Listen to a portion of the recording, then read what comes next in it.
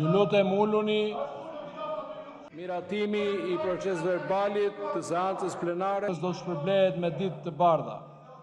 Qytetarët në qytet apo në fshat kërkojnë siguri dhe standarde gjithnjë më të mira, shërbime për 59 vendime, u zhvilluan 2 interpelanca dhe 2 mocione me debat, mbikëqyrje me fort, me dobishme, më pak fort.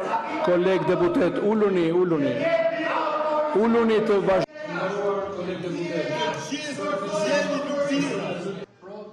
Votoni.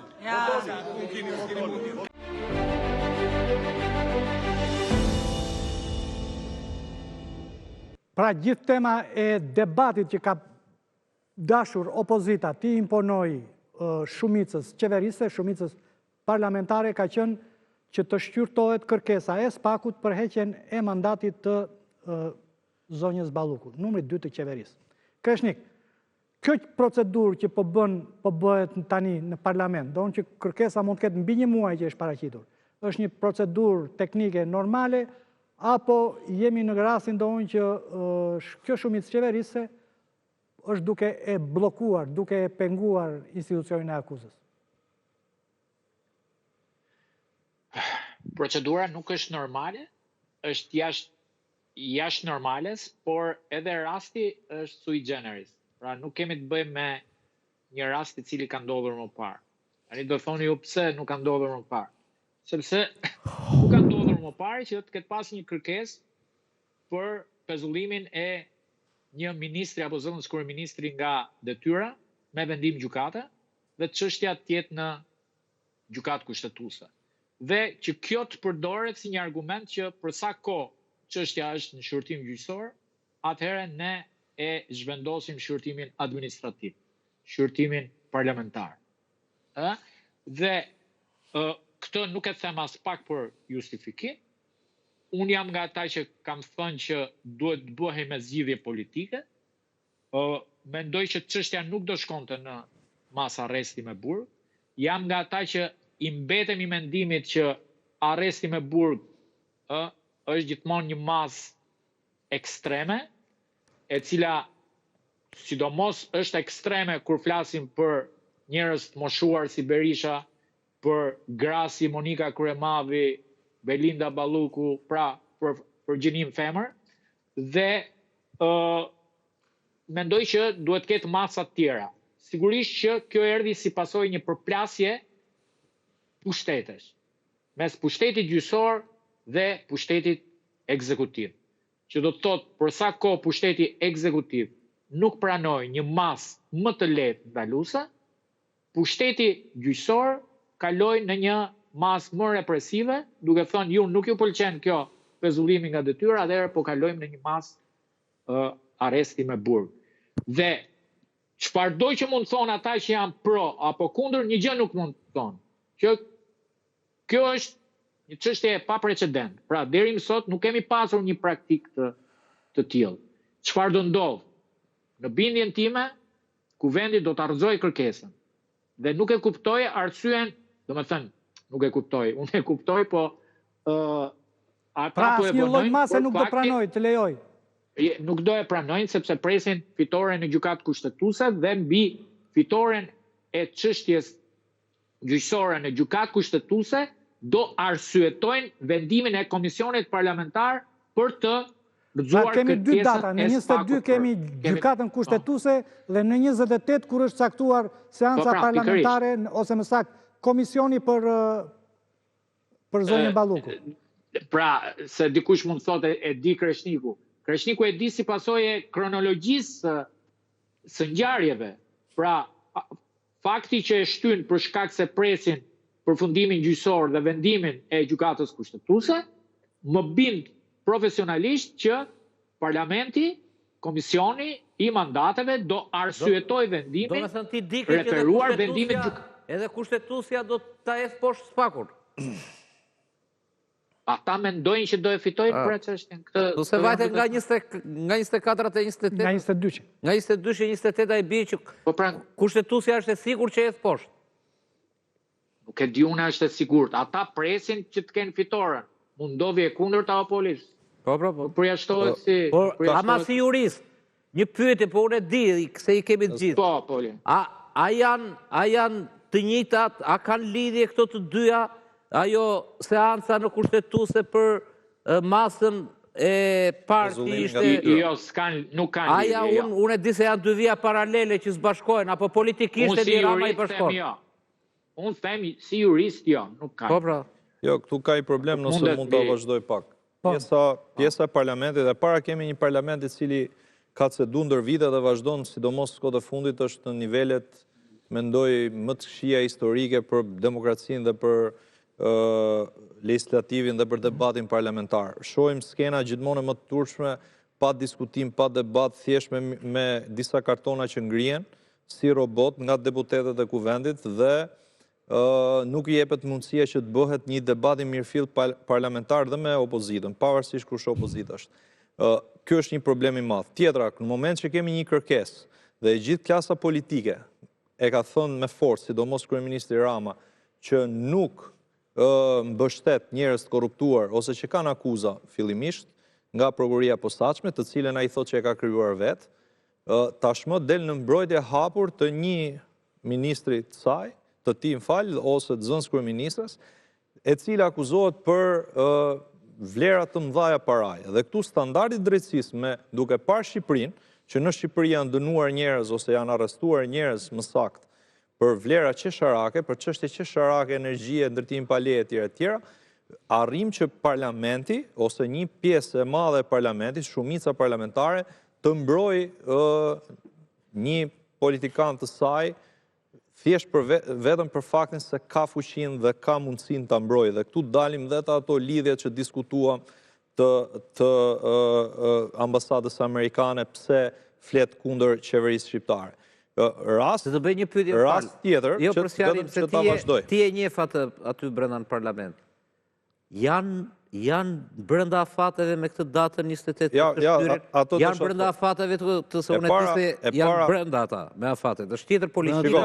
Ata mund ta mbajnë dhe në heshtje, mos përgjigjen fare dhe çështja të rrëzohet. Kërkesa të rrëzohet. Pra parlamenti me rregullorin e rregull, domethënë socialist. Po. Jo, ata kërkesa është emergjente. Sipas të rregullores duhet ta shqyrtonin për 5 ditë dhe duhet merrni një vendim, mund ta shtynin për çështje kohe që dikush ka kërkuar dhe është marrë koha, po jo kohë një muaj e ca. Edhe fakti që... Si e thot rregullori? Ai nuk të thret fare për 3 muaj, po doj. Ai ka brenda 3 muaj, është brenda 3 muaj. Po ja, pra se ka dhe praktikisht. Politikisht është tjetër gjë që ajo duhet bërë. Jo, ka dhe praktik. Shiko, rregulloria dhe ligji janë, rregulloria është dhe praktik. Pra ka ligj të shkruar. Ka dhe praktik që në raste të tilla, kërkesat e dërguara nga prokuroria për heqje mandati, për heqje imuniteti më saktë, janë trajtuar në mënyrë urgjente, njësoj si kërkesat që trajtohen në gjykat, kur shkojnë për kërkesa për masë sigurimi. Dhe faktikisht, de facto, parlamenti këtë bën, merë në shqyrtim nëse duhet të lejoj prokurorinë e posaçme që të vazhdoj me kërkesën e saj në gjykat për arrestin shtëpi ose arrestin burg. Dhe unë mendoj që është në shkeljet rregullore, sepse pavarësisht se mund ta mbaj në heshtje dhe mund mos ta trajtoj fare për 3 muaj dhe më pas të konsiderohet si e rrëzuar kërkesa e prokurorisë posaçme, në momentin që ti ke vendosur një precedent, duke e trajtuar kërkesat me shpejtësi, duhet i kishe trajtuar dhe jo të presësh vendim gjykate kushtetuese apo të presësh çfarëdo lloj gjëje tjetër, sepse e para të dyja çështjet nuk lidhen, ajo që diskutuam janë çështje komplet ndryshme. Pse nuk lidhen? Akuzat janë të ndryshme. Sepse çfarë do të shqyrtoj një herë, ta rikujtojmë për publikun. Çfarë do shqyrtoj kushtetuesja në 22? Kushtetuesja ka kërkesën e Këshillit Ministrave, i cili thotë që me kërkesën e SPAK për pezullimin e zëvendës kryeministres, me caktimin, me vendimin e gjykatës, caktimin e masigurimit. Për shkak të një kërkese të gjykatës që ka vendosur me masigurimit pezullimin e zëvendës kryeministres, ka ndërhyrje në midis 2 pushteteve, ka përplasje midis 2 pushteteve, ekzekutivi dhe pushteti gjyqësor. Dhe thotë që... Pra, pyetja më thjeshtë është, ka të drejtë një prokuror të marrë një vendim gjykate të pezulloj një ministër. Një gjykat, ka të drejtë gjykata të pezulloj një antar të kabinetit. Me kërkesë të prokurorisë isha duke thënë. Pa tjetër, se gjykata vetë nuk vijë lëvizje, nga prokuroria vijë lëvizje. Dhe kjo është që do shqyrtoj gjykata kushtetuese në datë 22. Dhe nëse ka përplasje midis 2 pushteteve, pra ka ndërhyrje të pushtetit gjyqësor te pushteti ekzekutiv. Ndërsa kërkesa e prokurorisë posaçme, si në raste të tjera, rasti zotit Amete, rasti zotit Tahiri, Zoti Berisha që është miratuar në kohë urgjent, janë kërkesat të unë mendoj që është dhe të një çështje që lidhet me hetimet e vazhdueshme që bëri Spaku për rastin e zonës Balluku dhe me akuzat e reja. Pyet pse kërkonte Spaku ishte alarmante, se thoshte po intimidon dëshmitarët, po prish provat. Dhe kishte zhvillime të reja me hetim. Kishte zhvillime të reja. Ushtuan akuzat, fakti që e kërkon me urgjencë tregonte që ishte domosdoshme. Ajo i ka ndarë. I ke ndarë. Merri më vete. Tani, kuvendi në bazë ligjit mund ta mbaj dhe në bazë rregullorit mund ta mbaj edhe 3 muaj. Edhe mos marrë asnjë vendim brenda 3 muajve. Ama ka caktuar data, ka caktuar. Jo, data 28, e kuptoj. Ama ka një përcaktim ajo rregullore që thotë në rast se antarët e opozitës kërkojnë mbledhje brenda 48 orëve, kryetari i parlamentit duhet të bëjë mbledhje. Shkelja.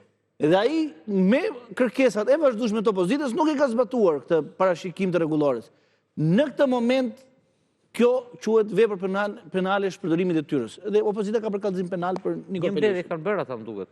Të parën fare. Po ka thirrë opozita, ka thirrë disa mbledhje. Që ky zotëria nuk ka bërë mbledhje. Kjo është shkelje shpërdorim detyre dhe ka shkelur me vedije rregulloren e parlamentit. Kjo duhet thënë, ama që mund të përgjigjet brenda 3 muajve, e thot rregulloria, e thot ligji, e dita me radhë. Është diskutim tjetër. Fakti është, sot unë këtë sherrin nuk kuptova sot me qenë sinqert. Opozita e ka një datë, data 28. Opozita sot ka të gjithë drejtë morale dhe politike për të dalë aty në foltorët parlamentit, për të bërë mazhorancën, për të bërë mazhorancën leck. Leck. S'doni të flisin. Për t'i thënë qytetarëve shqiptarë që ky burri gënjen ju ka gënjur ju 8 vjet, sepse një njeri që thot bëra unë drejtsin, i përgjigjet dhe i dilpërzon drejtësinë dhe nxjerr ata që kërkon drejtësi, i nxjerr përpara dyerve të gjykatës. Nuk i mban si pengje aty. Ai e mban peng zëvendës kryeministrin aty. Ai me vullnetin e tij, kryeministri i vendit, mban peng zëvendës kryeministrit. Përse mos jetë kundërta? Që ajo e mban peng atë? Ajo pastaj ka rënë shteti, ajo është alarmante pastaj. Qofse një mban peng kryeministrin e vendit. Për atë punë se ashtu është, po më kupton, po unë thot edhe një herë. Ja bitu. Edhe një herë. Unë do të them si funksionon shteti shqiptar.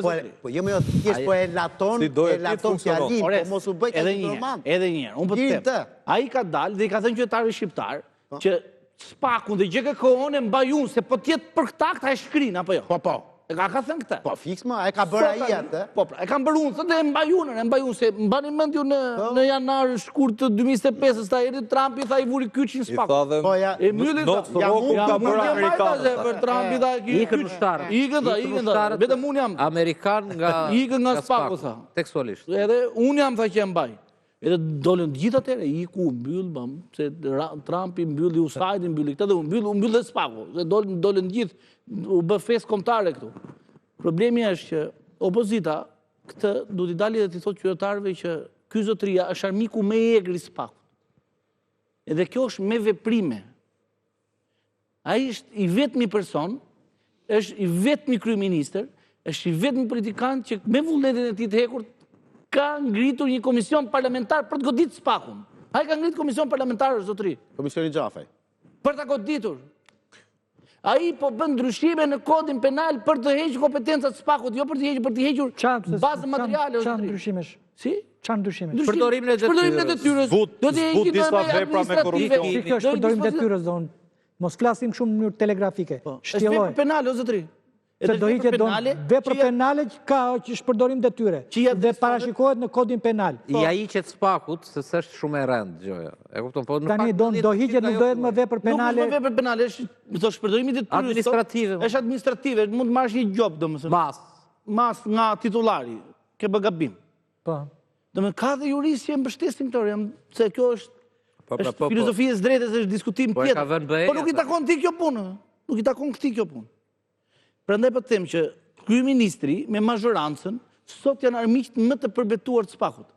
Fakti është që kjo strukturë, përveç se ka mbështetjen maksimale të qytetarëve shqiptar, që është 75% nga sondazhi më i fundit, po unë mendoj që mund të jetë edhe më i lartë, ka dhe mbështetje të jashtëzakonshme nga partnerët tanë më të rëndësishëm, Bashkimi Evropian dhe Shtetet e Bashkuara të Amerikës. Shtetet e Bashkuara të Amerikës janë ata mentori që e trajnon, e mëson, e orienton se si duhet veproj një strukturë ligjzbatuse, dhe Bashkimi Evropian është ajo që e mban politikisht të angazhuar dhe në presion mazhorancën që mos ta preki kurse si Spaku në GKK-n. Edhe ka bërë të qartë në disa raste thotë që Spaku, GKK është vije kuqe. Janë të qartë Bashkimi Evropian. Edi Rama, në raste kjo strukturë, gjykata edhe Spaku, nuk do kishin mbështetjen e qytetarëve shqiptarë në këtë mas të jesh i bindur, zoti Babaramo, që do ta shkrinte në ditën e parë të mundshme. Do t'i hanin për mëngjes. Në ditën e parë të mundshme do ta shkrinin. Fakti që ka mbështetjen e qytetarëve shqiptarë, ai e di. Vetëm frikë që ka Edi Rama janë qytetarë shqiptarë. Jo protestat që organizon PD-ja. Je sigur për këtë? Jo. Ai dridhet çdo mëngjes nga qytetarë që i shkruajnë dhe shajnë me libra. Po lehen tani që këto bose. Po, si të hyrin vrim miut për protestën për armët kimike që organizu, edhe si që lutë studentëve dhe hajde flasim, po flet për 12 vitën parë. Po, mi dakord, 12 vitën para. 12 vitën parë po flet. Ai vetëm një frika. Protestat të cilat mund të organizohen në mënyrë të paorganizuar, që do të thotë, që nuk i thret PD-ja, nuk i thret Shqipëria këto, vetëm nga to ka frikaj. Kur qytetarët dalin dhe protestojnë për një kaos që mendojnë të vetëm. Ku ndodh kjo, Mosef? Ku ndodh kjo? O zotri, ndodhi, se kam qenë prezent, e them gjithmonë, kam qenë prezent vet aty. Ndodhi ngjarja fatkeqe që u vra ai riu Kletin Rasha. U fut qeveria në vrim miut. E ka shkarkuar ministrin brenda ditës. Vetëm nga 500 edhe 1000 të rinj që e bën qeverinë të futën në vrim miut. Ajo ishte protestë qytetare dhe zemrim i pastër qytetar. Po protestat që bënte PD-ja në 2019 që kanë qenë 10 herë më masive se këto që bëhen tani ore. Unë po them protestat që janë bërë në 2019 kanë qenë niveleve të paparë, nuk ka para i bulevard. Por, po them, nga ato protesta nuk ka frika i, zotri. Ai ka frikë vetëm nga reagimi qytetarëve. Kaq. Për mendimin tim, ai ka frikë vetëm nga Spaku i mbështetur me këtë mbështetje që ka aktualisht nga amerikanët. Ju si dini si kanë vajtur gjërat. Ai e ka identifikuar veten me Belinda Ballukun. As kjo s'e mban pengas ai. Ai thot, unë jam Belinda Balluku, Belinda Balluku po thot, unë jam Edi Rama. Kështu që kemi arritur në këtë pikën që s'kam avokat, si që thoshte dhe mbrojtje, sepse ai bordi, jo bordi paqes së Trumpit, po bordi këtu në Shqipëri, ku janë pjesëtar, krimi organizuar, kapot e korupcionit, të oligarkisë dhe të opozitës, me vetë zotin Berisha brenda, që ndajnë punët e Shqipërisë, ai bordi ka dalë mbi ujë, është identifikuar dhe këta kanë punë vetëm me Spakun. Zoti Berisha ngelit e dyert e Spakut dhe thot, më kanë hapur dhe një gjë tjetër për hetimin pasuror, është politike, Lulzim Basha i dha Escobarit listën e biznesmenve, ky tjetri tani gëzon bën me gërma kapitale, ndërton kapitole si ato të perandorisë romake, me gërmat e veta që Trump i dërgoi një letër formale, dhe kjo është situata të presit çfarë do ndodhte. Vija e kuqe e Edi Ramës është çfarë qëndrimi do mbaj. Aty do ta shikojmë sa ka lobuar, sa i fortë është në lobi me amerikanët, në momentin që do t'i dalë kundra kur është një dosje sa kjo dhoma Babaramo, dhe s'ka filluar akoma për Ballukun, dhe në qoftë ai do marr guximin. Kur ka kaq shumë fakte, se është tjetër që kur janë çështje kështu. Kur ka aq shumë fakte dhe shkruar aq thellë, ai do t'i dalë kundër Spakut në kuptimin e një mase, që mund t'i tarres shtëpi e tjerë, sepse i doli që në fillim, atëherë aty ai ka punë me ta shikojmë sa i fortë është me lobimet ndaj amerikanëve. Aty do ta shikojmë. Çfarë ndodh në qoftë se ngjarjet shkojnë sipas skenarit që parashtroi Kreshniku, që refuzohet kërkesa e Spakut për imunitetin e zonjës Ballukut? Ty fillon loja. Në të dyja rastet, si gjykata kushtetuese ta rrëzoi vendimin e qeverisë, kërkesën e qeverisë, që për mendimin tim ka për ta rrëzuar, sepse nuk është legjitim për mendimin tim, nuk ka ndërhyrje kompetencash, pezullimin nuk është kompetencë e kryeministrit.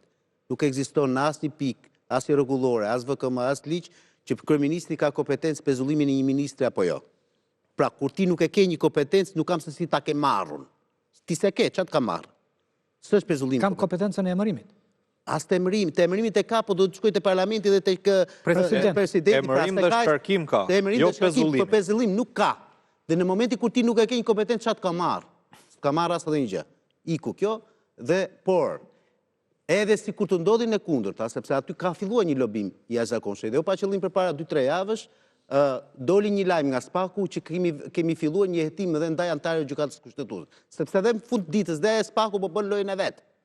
Për mënyrën se si rodhi një vot nga djalu bë vajza, nga vajzu bë djal. Ajo vota e Sanderbecit që në kolegjin me 3 gjyqtarë seancë paraprake ishte kundër Belinda Ballukut, pastaj në kolegjin e gjyqtarëve ishte pro Belinda Ballukut. Ishte pikërisht vota e tij që ndryshoi historinë, balancën në gjykatën kushtetuese që kaloi pastaj për gjykim.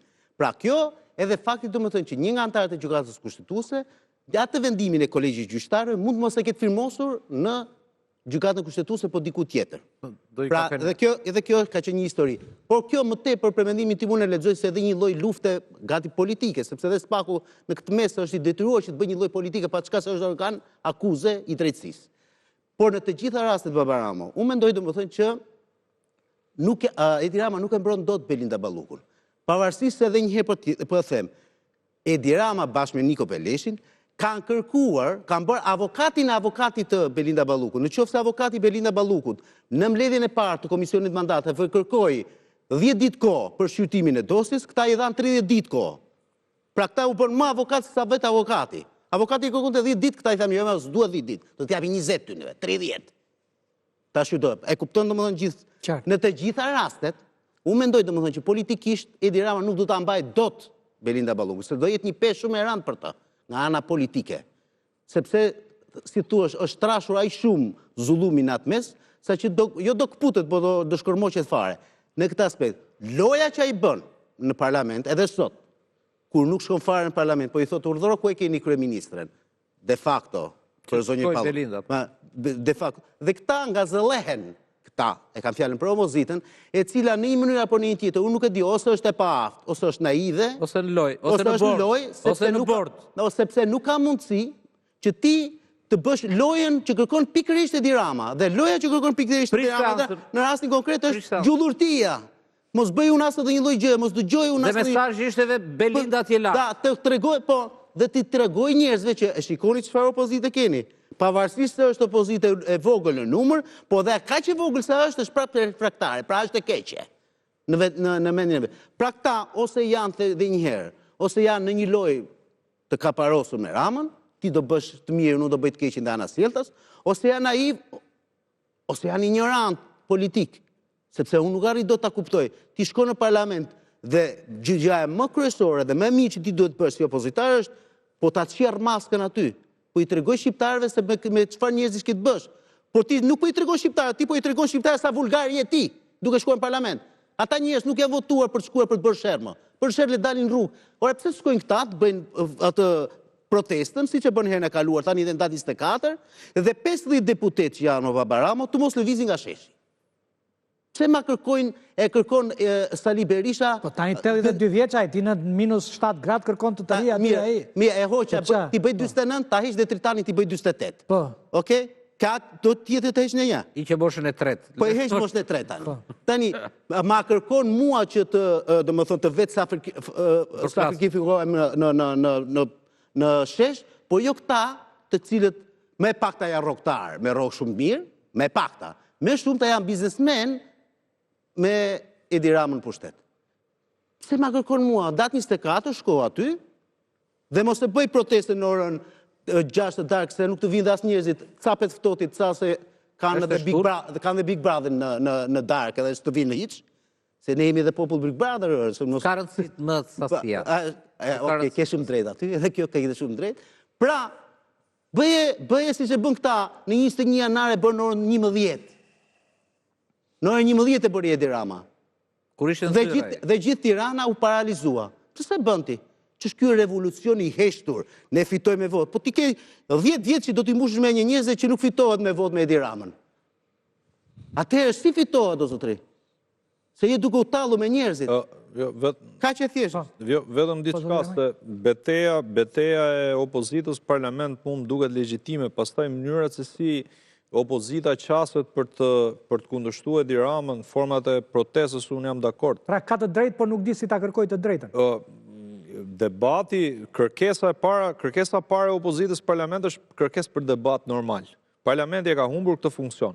Pra jo vetëm në këtë rast, jo vetëm në rastin e zonës Ballukut, çështjes mandatit, po dhe në raste tjera, në miratimin e buxhetit, në miratimin e ligjeve të rëndësishme, majoranca ka krijuar një taktik që i përjashton krejtësisht diskutimet, ndalon në momentin e parë që ngrihet prag zëri që aty në parlament duhet ishte normale debati, diskutimi, kundërshtimet, dhe kalon direkt në votim siç e shikoni dhe në pamjet që keni paraqitur, ku dhe zonja Balluku voton. Pra, në këtë lloj forme, në këtë lloj mënyre i hiqet çdo e drejtë, çdo debat parlamentar, çdo lloj retorike politike që mund të organizohet në kuvend. Pastaj problemet e opozitës qëndrojnë, janë pafund. Pra mënyra se si qaset qytetarit është problematike. Tha një gjë shumë të rëndësishme para 2 ditësh Rama dhe sot Taulanti aty, Taulant Balla na foltoria. Shikoni, tha, doni apo nuk doni, për procese që ne kemi nisur, zgjedhore dhe territoriale, pas doni t'i bëni, i bëjmë vetne. Po s'keta shumë majoranca. Nuk është jo, dha ultimatum, keni afat deri javës tjetër. Po doni apo nuk doni, tha. Me ju apo pa ju, ne shkojmë i bëjmë ato. Si nuk fletesh, flasin pra, numrat. Tani, e kuptoni, po prita 20 sekond tani, o bur tani, ti tani... Parlamenti s'është vetëm numër. Flasin numrat ta gjithë ditën numrash. Nuk është çështje numrash. Po kur ti nuk i ke, ti do mundohesh të bësh me ato që ke. Jo, po nuk mund të uli kokën opozita, sepse Taulant Balla e kërcënon me 83 votat e parlamentit. Tani nëse ti... Oredi, një sekond. Po aq sa ka. Oredi, një sekond. Nuk ka 86, ka 84, eksaktësisht. Më gjej sekond. Në qoftë ti mendon. Ka 83 vetët, ka 83 tjetër më burr. Ka 86. Çet ka gjetë më vash. Është agresiv, është agresiv. Në qoftë ti mendon si puna e atij kolegu të Sefës deri në 2022 dhe të Polit, që neve nuk na duhet territoriale 2014 dhe jemi këtu ku jemi dhe do bëjmë të njëjtin Jo, gabim. unë them që na duhet. Pa atë do të shkosh. Nëse të duhet, duhet të shkosh. Në rast të kundërt ti nuk e kërkon majoranca është problematike. Oredi, unë jam i madh dhe atje e i vogël. Tani do vish ti tek unë apo do vi unë te ty? Ore, shkon Mali te Muhameti apo Muhameti te Mali? Po se na çuditë tani. Dhe edhe produkti është i rëndësishëm, se mund shkojë opozita, po ata mund mos paraqesin asnjë lloj produkti. Po ti shko mos se ti s'ke shkuar ti në të gjitha rastet ku ke shkuar. Në të gjitha rastet ku ke shkuar, ti thjesht ke bërë pazar. Ti shkove dhe bëre kodi zgjedhor. Bëre kodi zgjedhor, nuk e do një kodi zgjedhor nga Stefa, se Stefa tha, nuk ta jap primin. I tha Stefa. Dhe vajti jo erdhi ja dha primin o erdhi. Ja dha Riki. Dhe ky rrita. O Leonard. Urdhë. Mos i nxit të shkojnë se janë më mirë kur shkojnë. Kur vajtën u bë dhe më keq, e ke parasysh ajo. Mos i nxit ti mendon që do më dëgjojnë tani. Jo, problemi këtu është lajmi i fundit. Besoj ato po shikoje. Miku i ngushtë i kryeministrit që i ka ngelur në Europë, domethënë si më koincident Macron, sapo e ka refuzuar ftesën për bordin e famshëm. Çështja është që po s'do t'japi $1 miliard ajo, por këtë ka problem. Kurse ne nga që i kemi $1 miliard, ne do t'i japim ato. Ato $1 miliard nuk e kemi problem, prandaj kjo është çështje parash kjo histori. Ato $1 miliard bën mirë të futet këtu, të mobilizoj biznesmen këtu, sepse aty do jetë një investim shumë i madh dhe punësh. Ti mendon që do t'japim biznesmen, nuk do t'japim ti dhe unë? Nuk janë se i merr Trumpi i fut në xhep. Jo, ideja është këtu që ai do bëj $1 miliard me lekët e tua të mia ato Poli, nuk do i bëj $1 miliard me paratë që do i marrin te shtëpia e Jan Surrel, mos e ngatroj që. Prandaj po them. Kjo puna Babaramo, kjo puna këtu ka arritur në një pikë, domethënë që gjërat tashmë janë të qarta. Sali Berisha po përpiqet sot, për shembull, ka disa kohë po përpiqet që të thotë që Edi Rama kërkon të kap të po sulmon drejtësinë. Domethënë hodhi poshtë. Po në fakt e sulmon apo jo? Edi Rama. Po. Edi Rama tani po e sulmon dhe verbalisht, se kështu ka qenë armiku më i madh. E kupton, derisa e kuptoi, po e sulmon verbalisht, domethënë ka dalë hapur, pasi e kuptoi, domethënë që përfundimisht Spaku nuk është në duart e shqiptarëve. Se sa të ishte në duart e shqiptarëve, do ishte gjithmonë mund të gjente një rrugdalje. Dhe tani e ka kuptuar përfundimisht se në duar të kujt është. Çfarë ndodh në qoftë se nuk i hiqet imuniteti Belinda Ballukut? Ai mesazhi ka një ironi. Çfarë efektesh politike ka ky vendim? Ai mesazhi ka një ironi shumë të madhe aty për Edi Rama. Edi Rama, bile se tha dhe te podcasti, dëgjoj vetëm telefonis të jap, i tha si me ironi, ishte një prestigiator aty që i kishte ftuar një prestigiator. Po luni letra, ishte ditë e diel, ishte normal. Edhe kur erdhi puna për telefonin i tha, dhe nëse të kujtoj, tha, harrojeni tha që të merrni telefonin tim. Ky kurs i FBI-s këtu, se ka ardhur FBI-a këtu, se më përpara në kohën e Dumanit shkonin këta në Amerikë, 2 javë tani janë shtruar këtu ata, është pikërisht për telefonat. Është për telefonat. Dhe unë po të them që shumica që pas daljes në shesh të rastit Berberi, duke filluar nga kryeministri, shumica kanë zhdukur gjithë telefonat që kanë patur këto 12 vjet. Si me pëllumbat, me letra me pëllumbat e komunikojnë? Jo, ma e merë shkatron më burë. Qartë. Qelizat, e ke përësysh. Qelizat, merë një kartë të re, s'është problemi. Kështu që në këtë kuptim këtu Babaramo e vetmi debat, e vetmi analizë është kush do fitoj. Do fitoj ky fronti që nëzore ti si tem të tretë, do më thënë SBA, BE, SPAK, GKK, apo do fitoj fronti tashmë i bashkuar, pavarësisht se bëjnë sikur zihen aty në parlament, Rama, Berisha, edhe dhe gjithë bordi me krimin e organizuar, me biznesmenët që janë ndërlidhës, të presim të shikojmë, u them që testi fundit është çështja Balluku. Tani, një pyetje kam se jam shumë kurioz. Sot për çfarë bllokuan atë, pse u bë seanca 30 minuta sot? Kush është arsyeja? U bllokua sipas Partisë Demokratike sepse kanë kaq seanca që kërkojnë Po? të mblidhet komisioni. Po, s'u mblodh. U mblodh pasi u prish seanca, kur këta zbajtën një fjalë. S'u mblodh. Një fjalë. Por unë një gjë nuk kuptoj, pse nuk del opozita, se më duket se kjo çështje me probleme i zëvendës kryeministit me Balluku merret shumë kështu në mënyrë sipërfaqësore. Merre me gjëra, jo vera, jo tuneli, jo kjo, ajo. Tani një pyetje kam unë. Qytetar shqiptar në prime time, në orën Vera dhe tuneli janë shumë të rëndësishme. Jo, një minutë. Jo. Miliona euro flasim aty.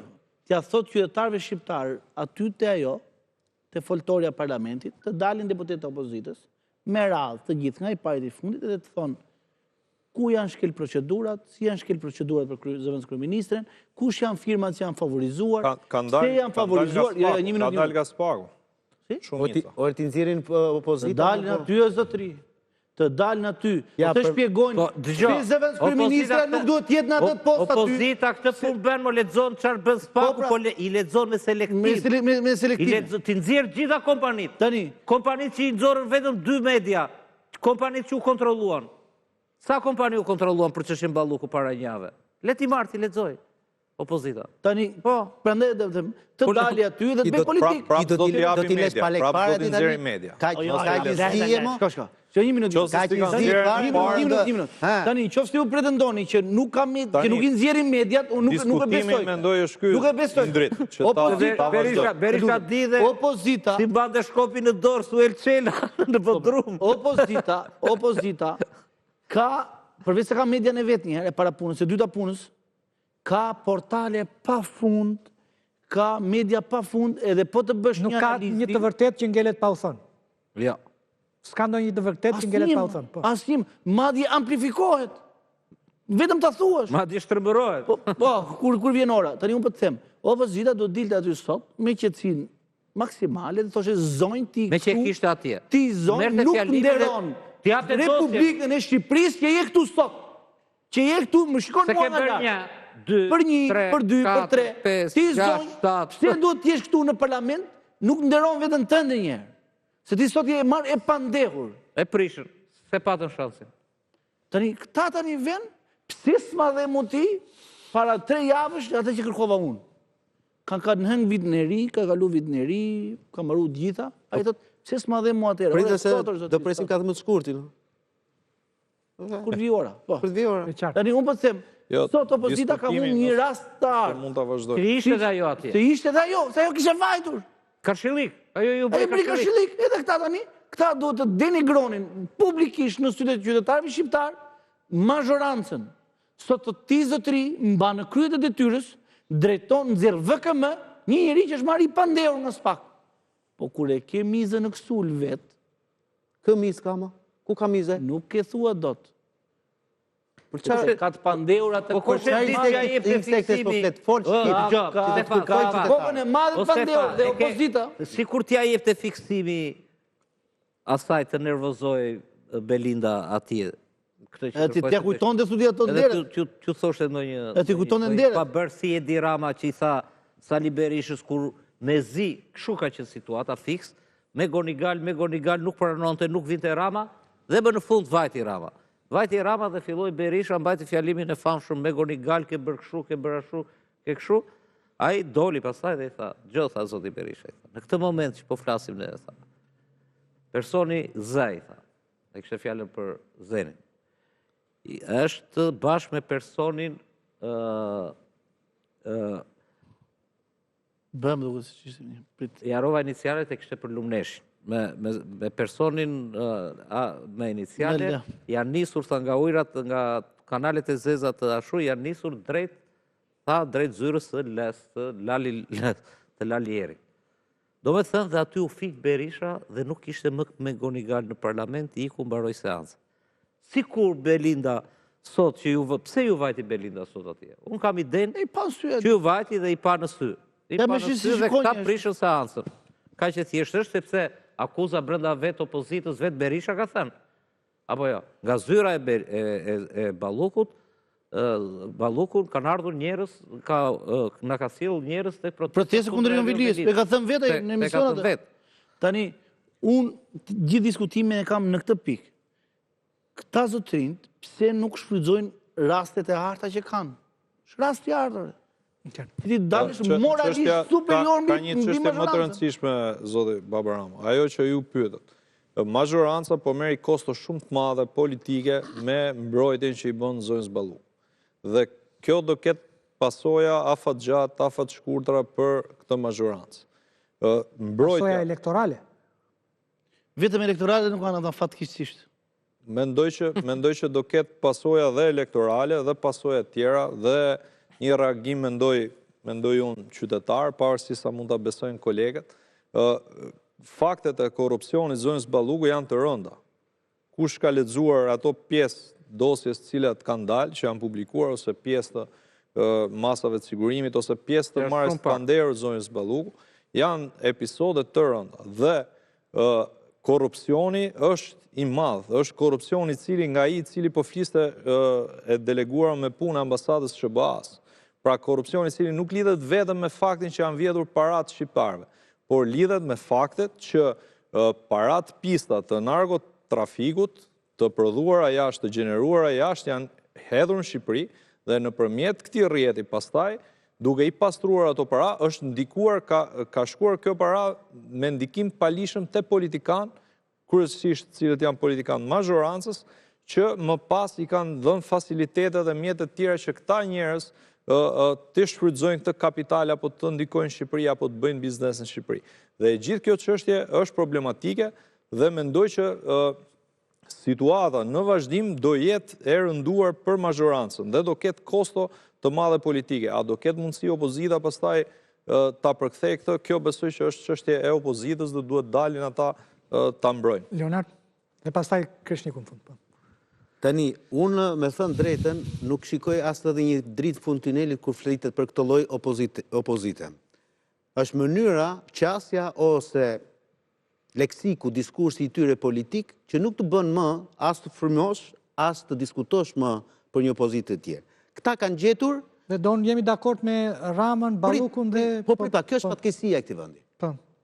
Sepse tani këta gjetën armikun.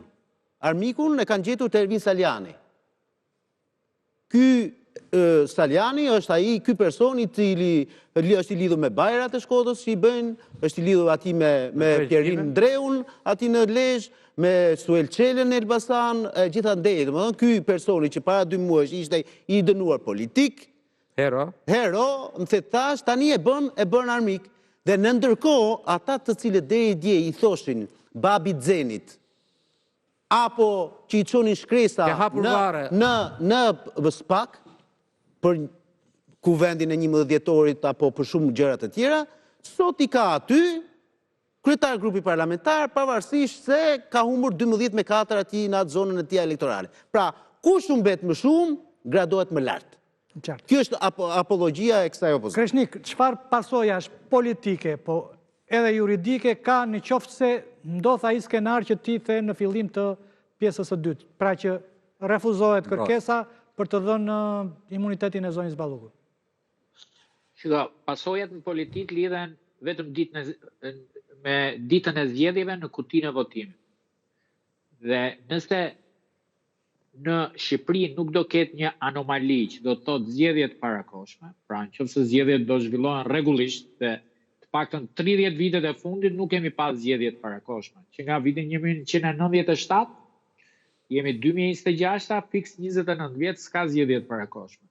Nëse nuk do ketë zgjedhjet parakoshme, i bie që mbas 3 vite e gjysmë të jetë harruar jo vetëm vendimi për imunitetin e Ballukut, po të jenë harruar edhe një 100 imunitetet tjera. Dhe mendoj që kosto politike në ditën e votimit në raport me vendimin që do të merret nuk do të ketë. A do ketë kosto diplomatike? Kjo mbetet për të parë. Që do të thotë, a do të ketë një reagim të atyre ambasadave që mbështesin SPAK-un? Deri më sot nuk kemi asnjë rast, të paktën për sa i përket arrestimeve të 2 viteve të fundit, që të kemi një pozicionim të Shteteve të Bashkuara të Amerikës apo BE-s në raport me një çështje konkrete. Edhe për sa i përket çështjes Balluku, unë mendoj që deri më sot, në këtë moment që ne jemi në këtë debat, Shtetet e Bashkuara të Amerikës dhe Bashkimi Evropian nuk janë prononcuar. Dhe unë e ka me shumë dyshim që do të ketë një kosto politike nëse mazhoranca do të refuzoj SPAK-un për autorizimin për arrest. Qartë. Koment fundit studio? Unë ja kam një koment. Këtë variantin e Kreshnikut unë uroj me gjithë shpirt që të realizohet ky, që të shkohet përplasja deri në fund. Domethënë sepse nuk është shumë e thjeshtë. Kjo nuk mund të kaloj kaq kollaj, domethënë pas 3 vjetësh, jo po kosto politike, ne dim se luhet loja këtu. Gjithë çështja është që këtu bashkë në qoftë se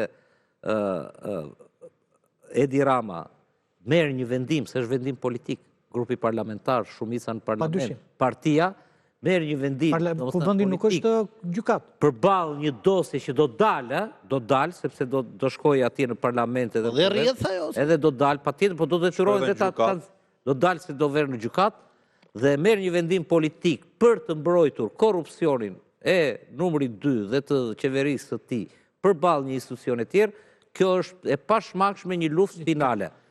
Ndoshta për ata që nuk kanë njohuritë e plota juridike. Në qoftë se nuk e japin mandatin e zonjës Balluku, gjithsesi çështja shkon për gjykim. Çështja vazhdon, hetohet dhe shkon dhe depozitohet në gjykat. Pastaj vendim formës prerë, nëse dënohet e heq KQZ. Ja heq KQZ, ligji i dekriminalizimit. Qartë. Domethënë pak fjalë 2030, kur ne kemi marrë gjitha hallet, sepse ky është, po më edhe thotë ai, ky është gjykim i drejtë pa gjykim të shkurtuar, gjykim i zakonshëm. 2030 po dhe në apeli don diçka. Edhe një fjalë se GKK-ja ka gjykuar më shpejt, pak në shkallë